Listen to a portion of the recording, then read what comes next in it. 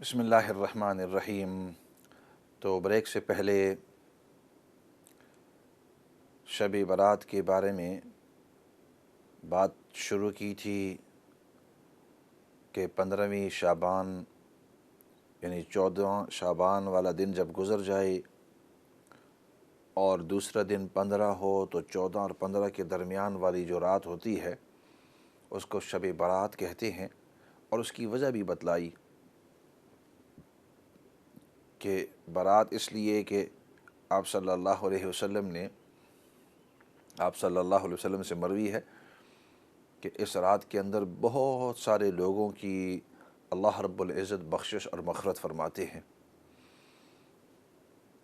تو جب اللہ رب العزت کی خاص توجہ ہوتی ہے تو اس لیے ہم اس رات کے اندر اپنی عبادت کے اندر کثرت کریں۔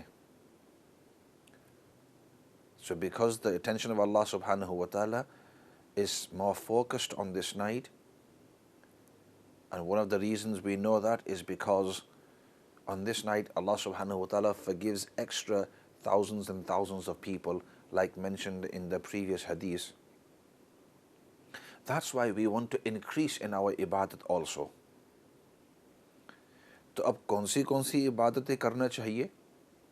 ویسے تو کوئی اس طرح معمول نہیں ہے کہ آپ یہ کریں یہ کریں یہ کریں، کسی حدیث میں یا کسی فقہ کی کتابیں میں کوئی خاص بات نہیں آئی ہے کہ انہی عبادتوں کو آپ شامل کریں۔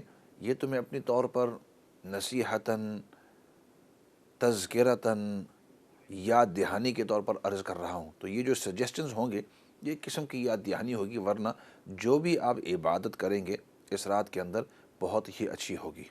ایسے کرتے ہیں، کچھ کالز لے لیتے ہیں اور پھر آگے بات چلاتے ہیں۔ السلام علیکم ورحمۃ اللہ وبرکاتہ۔ وعلیکم السلام ورحمۃ اللہ وبرکاتہ۔ مولانا صاحب، میں نے ایک کوشچن پوچھا تھا کہ جو روزہ رکھا ہو تو بلڈ ٹیسٹ کرانے سے روزہ مکروہ ہو جاتا ہے، اور دوسرا کیا وضو بھی ٹوٹ جاتا ہے بلڈ ٹیسٹ کرانے سے؟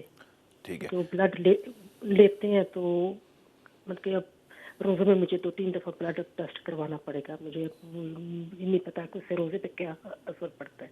ٹھیک ہے انشاءاللہ۔ بلڈ ٹیسٹ کروانے سے آپ کا وضو تو ٹوٹ جائے گا، کیونکہ جسم سے جب خون نکل آئے، پہلے زمانے میں کتابوں میں لکھا ہے کہ بہہ جانا کا مطلب اس جگہ سے نکل آئی، تو وہ جب نکل آتا ہے تو اس سے تو وضو آپ کا ٹوٹ جائے گا، لیکن روزہ اس سے ٹوٹتا نہیں۔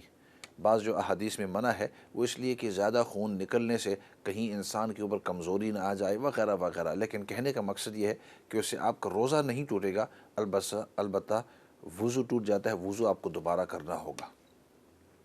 اگلی کال کی طرف جاتے ہیں جی۔ السلام علیکم ورحمۃ اللہ وبرکاتہ۔ وعلیکم السلام ورحمۃ اللہ وبرکاتہ۔ سر طاہر عرض کر رہا ہوں۔ بھائی طاہا، وعلیکم السلام ورحمۃ اللہ کیسے ہیں وبرکاتہ۔ آپ؟ ویری ٹھیک نائس ٹھاک؟ ٹو ہیئر فرام یو جی بھائی طاہا۔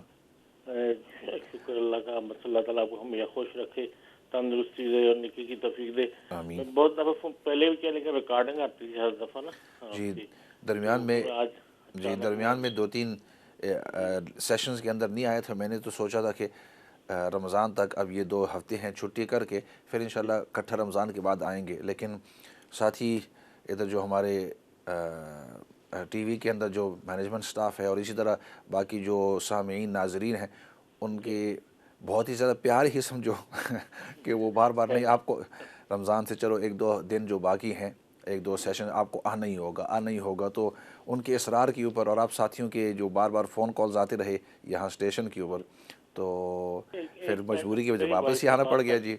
میری وائف نے بات کرنی تھی جی ہیلو، السلام علیکم۔ وعلیکم السلام ورحمۃ اللہ۔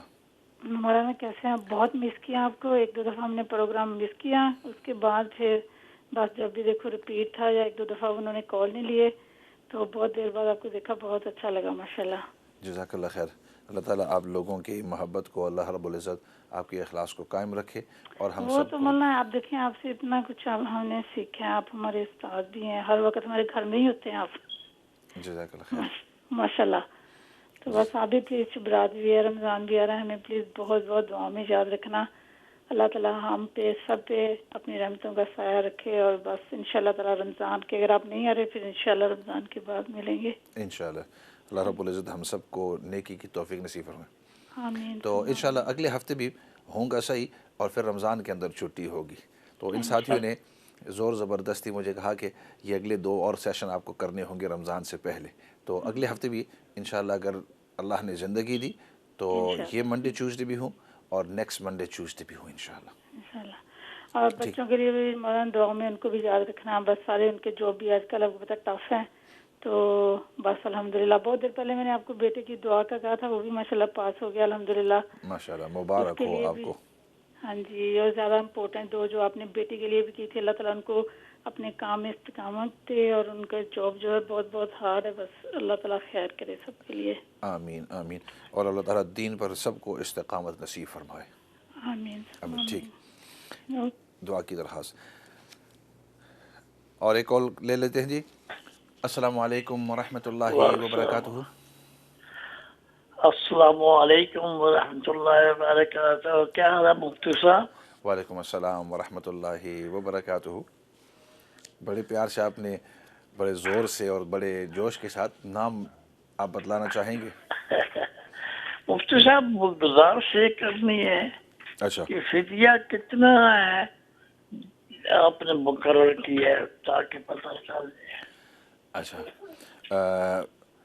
فدیہ جو ہوتا ہے بس یہی سوال تھا یا کچھ اور بھی جی؟ نہ رمضان کا روزہ اچھا کس سے نہ رکھا جائے تو اچھا، جو رمضان کا روزہ نہیں رکھ سکتا تو فقہ کی کتابوں میں یہ ہے کہ ایک مسکین کو صبح اور شام کھانا کھلا دے، اور آج کل کے لحاظ سے اگر کسی اوسط یعنی کسی آدمی کو اوسط کھانا دینا ہو، یعنی ہم کہتے ہیں چکن اینڈ چپس وغیرہ، اور اس کے ساتھ ڈرنک ہوتی ہے، تو تقریباً 3 پاؤنڈ کا ہو جاتا ہے۔ تو اگر 3 پاؤنڈ صبح 3 پاؤنڈ شام کو، تو یہ 6 پاؤنڈ بن جاتے ہیں۔ تو اس لحاظ سے ایک دن کا فدیہ وہ 6 پاؤنڈ بن جاتے ہیں۔ یہ پوری میں نے تفصیل اس لیے عرض کی کہ آپ دیکھیں گے بعض جگہوں کے اندر انہوں نے 10 پاؤنڈ لکھے ہوئے ہیں، کسی نے 15 پاؤنڈ لکھے ہیں، کسی نے مختلف انداز کے اندر۔ تو میں جو عرض کیا کرتا ہوں، ضروری ہے کہ ہم دلیل کے ساتھ اگلے کو سمجھاویں۔ تو چونکہ فقہ میں یہ لکھا ہے کہ اگر کوئی روزہ نہیں رکھ سکتا مجبوری کی وجہ سے آف کورس، تو ایک مسکین کو صبح اور ایک مسکین کو شام کو کھلا دے۔ تو صبح کا اوسط کھانا وہ تقریباً 3 پاؤنڈ کا، آج کل 2023 چل رہا ہے، تو اوسط کا تقریباً 3 پاؤنڈ کا صبح، 3 پاؤنڈ شام کو۔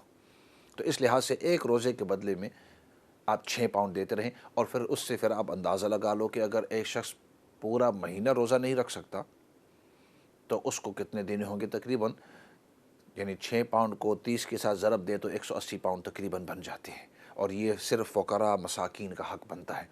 لیکن یہ اس شخص کے لیے ہے، اس شخص کے لیے کہ جو بالکل روزہ رکھ ہی نہیں سکتا، اور فیوچر میں بھی اس کو امید ہے کہ امید نہیں ہے کہ میں روزہ رکھ سکوں گا۔ ایک شخص اس کو ابھی فی الحال بیماری ہے، یا اس کو آپریشن ہوا ہے، یا کسی وجہ سے ابھی اس رمضان میں نہیں رکھ سکتا، لیکن اس کو پتہ ہے کہ 2-3 مہینوں کے بعد اللہ مجھے صحت دے گا، چلتا پھرتا ہو جاؤں گا، میری یعنی طبیعت اس طرح ہوگی کہ میں پھر روزہ رکھ سکتا ہوں۔ تو فدیہ پھر اس کے لیے نہیں ہے، اس کے لیے تو یہ ہے کہ ابھی روزہ آپ نہ رکھو، آپ کی بیماری یا کمزوری یا ڈاکٹرز کی ایڈوائس کی وجہ سے، لیکن جس وقت آپ کو اللہ رب العزت صحت دے اس وقت آپ رکھ لیں۔ تو فدیہ اس کے لیے ہے۔ مثال کے طور پر ایک شخص 90 سال کا، 95 سال کا بوڑھا ہے، اور اتنی زیادہ کمزوری ہے کہ وہ بالکل روزہ رکھ ہی نہیں سکتا، اور اب اس کو پتہ ہے کہ آئندہ سال یا اس کے بعد والے بھی میں نہیں رکھ سکتا ہوں، تو اب اس قسم کے شخص کے لیے یہ فدیہ ہے۔ انشاءاللہ رمضان کے قریب اس قسم کی اور بھی تفصیل سے مسائل عرض کرتا رہوں گا۔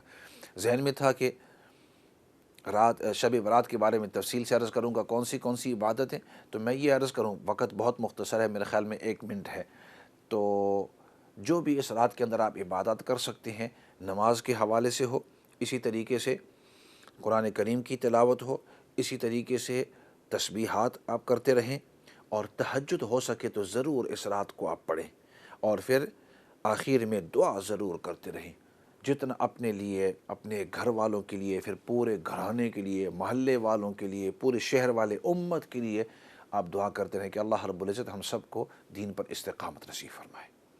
اسی کے ساتھ دعا کے ساتھ اس سیشن کو ختم کرتے ہیں۔ الحمدللہ رب العالمین والصلاة والسلام علی سید الانبیاء والمرسلین محمد وعلی آلہ وصحبہ اجمعین۔ یا رب العالمین تو ہم سب کو دین کی سچی اور صحیح سمجھ نصیب فرما۔ یا اللہ ہم سب کو دین پر استقامت نصیب فرما۔ یا اللہ نبی پاک صلی اللہ علیہ وسلم نے جتنی بھی خیر کی دعائیں مانگی ہیں ان تمام دعاؤں کے اندر تو ہم سب کو حصہ نصیب فرما، اور نبی پاک صلی اللہ علیہ وسلم نے جن چیزوں سے حفاظت اور پناہ مانگی ہے یا اللہ ان تمام چیزوں سے حفاظت اور پناہ نصیب فرما۔ اور یا اللہ سب سے بڑی بات وہ تیری رضامندی ہے، یا اللہ دنیا اور آخرت کے اندر تو ہم سب کو اپنی رضامندی نصیب فرما۔ سبحان ربک رب العزت عما یصفون وسلام علی المرسلین والحمد للہ رب العالمین برحمتک یا ارحم الراحمین۔ میں ہوں آپ کا مخاطب مولانا فضل داد، اور ہمارا یہ پروگرام ہر منڈے اور ٹیوزڈے شام کو 7 بجے سے 8 بجے تک لائیو ہوا کرتا ہے، اور پھر مختلف اوقات میں اس کو ریپیٹ کیا جاتا ہے۔ اسی کے ساتھ والسلام علیکم ورحمۃ اللہ وبرکاتہ۔